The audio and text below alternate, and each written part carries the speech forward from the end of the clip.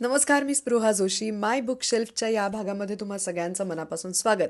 चला बघूया या महिन्यात माझ्या बुकशेल्फवरती कुठली पुस्तकं होती ते. पहिलं पुस्तक आहे महेश एलकुंचवारांचं सप्तक हे पुस्तक. महेश एलकुंचवार हे केवळ मराठीच नाही तर भारतीय रंगभूमीवरचं महत्त्वाचं नाव आहे नाटककार म्हणून. मात्र या पुस्तकातून मी शेवटचं पान वाचून दाखवते आहे. या पुस्तकातून या प्रतिभावंत नाटककाराने साकारले एक वेगळी भूमिका वक्त्याची. ललित लेखन, मराठी भाषा, नाटक विचार आणि जीएनचं साहित्य अशा विषयांवर महत्त्वपूर्ण मतं मांडणाऱ्या 7 व्याख्यानांचं हे सप्तक आहे. एलकुंचवारांचं लेखन हे मला कायमच माणसांच्या आतल्या शांत आणि गुंतागुंतीच्या अशा भावविश्वात घेऊन जातं. नातेसंबंध आणि मानवी मन याकडे बघण्याची जी त्यांची दृष्टी आहे ती मला फार कमालीची वाटते, वेगळी वाटते. हे पुस्तक फक्त नाटक करणाऱ्यांनी, आमच्यासारख्या अभिनेत्यांनी, अभिनेत्रींनीच नाही, तर नाटक बघणाऱ्यांनी आणि जीवनातलं नाट्य ज्यांना भुरळ घालतं अशांनीही अतिशय वाचण्यासारखं पुस्तक आहे. या महिन्यात मी वाचलेलं दुसरं पुस्तक आहे गीत चतुर्वेदी यांचं सिम हे पुस्तक. ही हिंदी कादंबरी आहे. मी बरेच दिवस हे पुस्तक वाचते. काय होतंय, हे पुस्तक असं घाईघाईने वाचण्याचं पुस्तक नाहीये. या पुस्तकातला प्रत्येक परिच्छेद हा आठवणी, विरह, आशा आणि सतत आपल्याला वेगवेगळ्या वळणांवर खेचून घेऊन जाणारं आयुष्य ह्यांचा एक अतिशय सुंदर असा प्रवास आहे.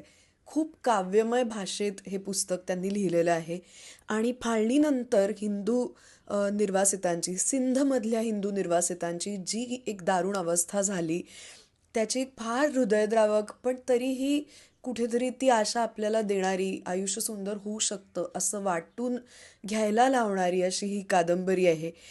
ही कादंबरी ना आपल्याला आपल्या आयुष्यासंदर्भात सुद्धा काही मूलभूत प्रश्न विचारते आणि एक क्षण पॉज घ्यायला भाग पाडते. त्यामुळे जर का हिंदी पुस्तकं वाचायला तुम्हाला आवडत असतील तर हे पुस्तक नक्की वाचा. यानंतरचं पुस्तक आहे भालचंद्र नेमाडे यांचं तुकाराम हे पुस्तक. हे मूळ इंग्रजी पुस्तक आहे आणि ते साहित्य अकादमीच्या भारतीय साहित्याचे निर्माते या मालेसाठी लिहिलेलं होतं. प्रस्तुत पुस्तक हा त्या इंग्रजी पुस्तकाचा मराठी अनुवाद आहे.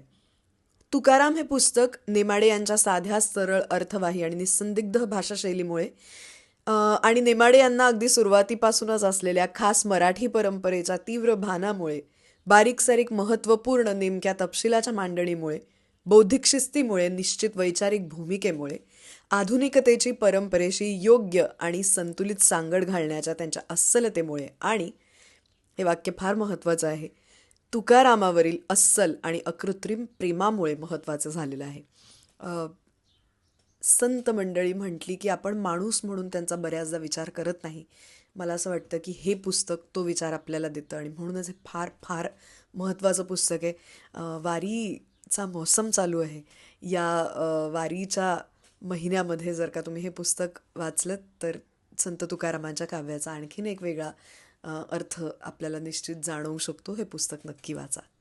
यानंतर मी वाचलेलं पुस्तक होतं भारतीय रंगभूमीच्या शोधात. हे तपस्वी, लेखक, समीक्षक, संशोधक राची ढेरे यांचं पुस्तक. हा एक अभ्यासग्रंथ आहे. मी गेल्या काही दिवसात वाचलेलं हे सर्वाधिक कठीण पुस्तक आहे. मला हे समजून घेण्यासाठी, ह्याच्यातल्या वाक्याला ॲब्झॉर्ब करण्यासाठी स्वतःला खूप वेळ द्यावा लागला.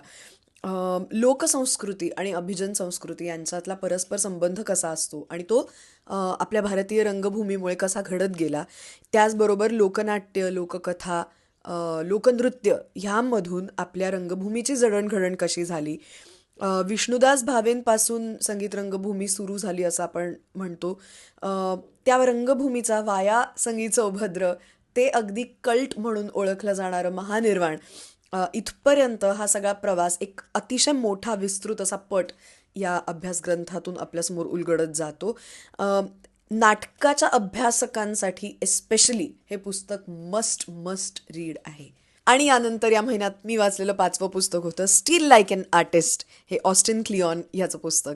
मला माझ्या मित्राने हे पुस्तक भेट दिलं होतं. मला खूप मस्त वाटतं. मी हे नेहमी म्हणते की मला जेव्हा कोणी पुस्तकं भेट म्हणून देतात मला फार आनंद होतो आणि तसंच हे पुस्तक आता माझ्या बुकशेल्फवरती कायमचं जाऊन बसलेलं पुस्तक आहे. गंमत अशी आहे, हे पुस्तक फारच क्यूट लिहिलं आहे. म्हणजे ह्याच्यात फक्त लिखाणाची गंमत नाही आहे, पण ह्यामध्ये असलेले ग्राफिक्स, फोटोग्राफ्स, छोटी छोटी जी ड्रॉइंग्ज आहेत, चित्र आहेत, जी आपल्याला हे पुस्तक वाचायला भाग पाडतात, आणखीन त्याचा नव्याने विचार करायला भाग पाडतात. जर तुम्ही लेखक, अभिनेता, चित्रकार, शिल्पकार, कंटेंट क्रिएटर, थोडक्यात कोणत्याही प्रकारची सृजनशील निर्मिती करणारे असाल, तर मला असं वाटतं की हे पुस्तक खूप उपयोगाचं आहे. कारण मला माहिती आहे, मी स्वतः त्यातून गेली आहे. प्रत्येक सृजनशील व्यक्तीला कधी ना कधी क्रिएटिव्ह ब्लॉक फेस करावाच लागतो. आणि तो बोळा जर का आपल्याला काढायचा असेल, आणि पुलं म्हणतात तसं, बोळा निघाला आणि पाणी वाहतं झालं, असं जर का आपल्याला करायचं असेल, तर कधी कधी थोडीशी मदत गरजेची असते, आणि ती मदत आपल्याला हे पुस्तक करतं. या पुस्तकातला मला आवडलेला एक विचार तुम्हाला सांगते.